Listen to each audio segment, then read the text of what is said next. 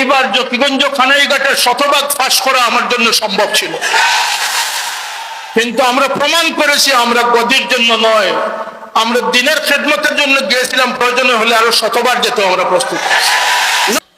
আমি ব্যক্তি স্বতন্ত্র হয়ে দাঁড়াতে পারি, আমার শাহেদ খান স্বতন্ত্র হয়ে দাঁড়াতে পারে, মৌলানা বেলাল স্বতন্ত্র হয়ে দাঁড়াতে পারে, মৌলানা সিরাজুল ইসলাম ফারুকী স্বতন্ত্র হয়ে দাঁড়াতে পারে, পারলে তাদের সাথে পাল্লা দিয়ে তাদের মোকাবিলা। আমি শুনেছি অনেক জায়গায় আল ইসলাহ তালামিজকে উদ্দেশ্য প্রণোদিত ভাবে অনেক বদনাম দেওয়া হচ্ছে। আল্লাহর কসম এটি সওয়াদে আজম, এই তালামিজের কর্মীরা সিংহ শার্দুলের ভূমিকা আছে। ইনশাআল্লাহ যে তরবিয়তে তারা আদর্শবান হয়েছে তাদের প্রাণ দিবে, কিন্তু তারা কোনো বাতিলের সাথে আপোষ করবে না।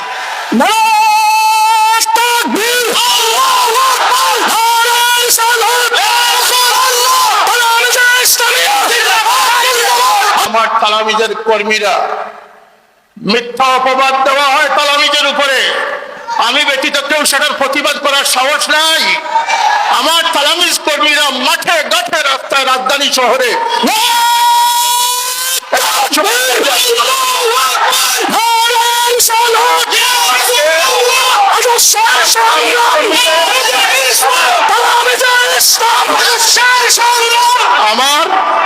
আমার তালামিজ কর্মীদের পক্ষে সাফাই দেওয়ার মতো, সত্য প্রকাশ করার মতো লোকের অভাব, তাদেরকে ট্যাগ লাগিয়ে দেওয়া হয় দূষণ। আমরা স্পষ্টভাবে বলতে চাই আমাদের সংগঠন কোনো রাজনৈতিক দল নয়, এবং স্থির সিদ্ধান্ত নিয়েছি আঞ্জুমানে আল ইসলাহ কোনোদিন রাজনৈতিক দল হবে না।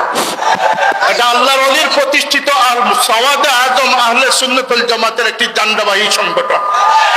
এটি দুনিয়ারও কাজ করবে, আখিরাতের কাজ। যদি আমরা রাজনীতির ঘোষণা দেই তাহলে সকলে মন মস্তিষ্ক ডাইভার্ট হয়ে যাবে, ইখলাস নষ্ট হয়ে যাবে, আমরা দুনিয়াদারদের মিছিলে শামিল হয়ে যাব। আল্লাহর ওয়াস্তে আমার এই সংগঠনগুলোর নাম নিয়ে কোনো রাজনৈতিক বক্তব্য দেওয়া থেকে বিরত থাকবেন। আমি ব্যক্তি স্বতন্ত্র হয়ে দাঁড়াতে পারি, আমার শাহেদ খান স্বতন্ত্র হয়ে দাঁড়াতে পারে, মৌলানা বেলাল স্বতন্ত্র হয়ে দাঁড়াতে পারে, মৌলানা সিরাজুল ইসলাম ফারুকী স্বতন্ত্র হয়ে দাঁড়াতে পারে, পারলে তাদের সাথে পাল্লা দিয়ে তাদের মোকাবিলা। আমি শুনেছি অনেক জায়গায় আল ইসলাহ তালামিজকে উদ্দেশ্য প্রণোদিত ভাবে অনেক বদনাম দেওয়া হচ্ছে। আল্লাহর কসম এটি সওয়াদে আজম, এই তালামিজের কর্মীরা সিংহ শার্দুলের ভূমিকা আছে। ইনশাআল্লাহ যে তরবিয়তে তারা আদর্শবান হয়েছে তাদের প্রাণ দিবে, কিন্তু তারা কোনো বাতিলের সাথে আপোষ করবে না।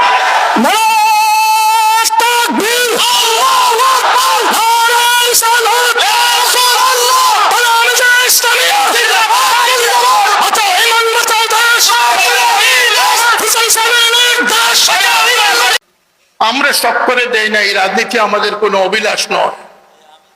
আমাদের কওমের পাহাড়দারির জন্য অঞ্চল থেকে চাপ এসেছে, তখন আমরা সেটাকে স্বীকৃতি দিয়েছি। কারণ ইতিমধ্যে আমার সাথে বৃহত্তর সিলেটের অনেক মাননীয় সংসদ সদস্য পদপ্রার্থীবৃন্দ সাক্ষাৎ করেছে। আমি বলেছি রাজনীতি আমাদের কোনো উচ্চাভিলাষ নয়, আর এটার প্রমাণ আমরা দিয়েছি।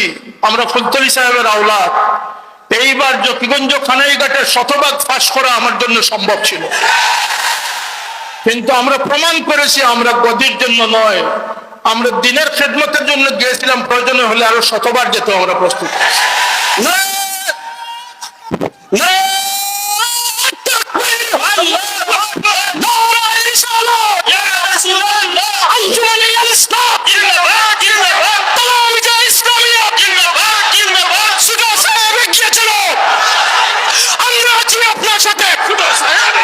আমি অত্যন্ত সম্মানের সাথে সকল সংসদ সদস্য পদপ্রার্থীদেরকে বলেছি যে আপনারা যে অঞ্চলে ভোট করতেছেন, আপনারা হয়তো ফাঁস করবেন, না হয় ফেল করবেন, আপনারা চলে যাবেন আপনাদের রাজপ্রাসাদে, কিন্তু এখানে আমার সংগঠনের শত শত প্রতিষ্ঠান আছে, মসজিদ আছে, ইমাম আছেন, মুবাল্লিগ আছেন, তালামিজ আছেন, আল ইসলাহ আছেন। এই কওমের পাহাড়দারি করতে হবে আমাদেরকে। সুতরাং আমাদের উচ্চাবিলাস নয়, আমরা সেই কমকে জাগ্রত রাখার জন্য আমি কয়েকজন ক্যান্ডিডেট আমরা সিলেক্ট করেছিলাম। অনিবার্য কারণে সকলেই কয়েকজনকে আমরা আবার বাদও দিয়েছি। আবার কিছু অনুরোধ আসতেছে আমার কাছে যে আমরা নাকি বিভিন্ন দলের প্রতিবন্ধকতা সৃষ্টি করতেছি। আন্তরিকভাবে যদি পরামর্শক্রমে হয় সেটা ভিন্ন কথা, কিন্তু আল্লাহর এই সৈনিকদেরকে হুঙ্কার দিয়ে প্রপাগান্ডা করে মিথ্যাচার করে দমাবার কোনো শক্তি দেশে নাই। কারণ এই দেশ আউলিয়া কেরামের দেশ। এই দেশ ইন্নাল আরদা ইয়ারিসুহা ইবাদিয়াস সালিহুন, এই দেশের কর্তৃত্ব আল্লাহ আপনাদেরকে দেন নাই, দিনদার পরেশগারদের হাতে দিয়েছেন। এই দেশের দিনদাররা বেঁচে থাকলে ইসলাম বেঁচে থাকবে, দিনদারদের দ্বারা দেশ পরিচালিত হবে, এটাই দেশের সবচেয়ে বড় প্রয়োজন। আমাদের কোনো আপত্তি নেই, আপনারা নির্বাচন করেন, বৈষম্যতা দূর করেন।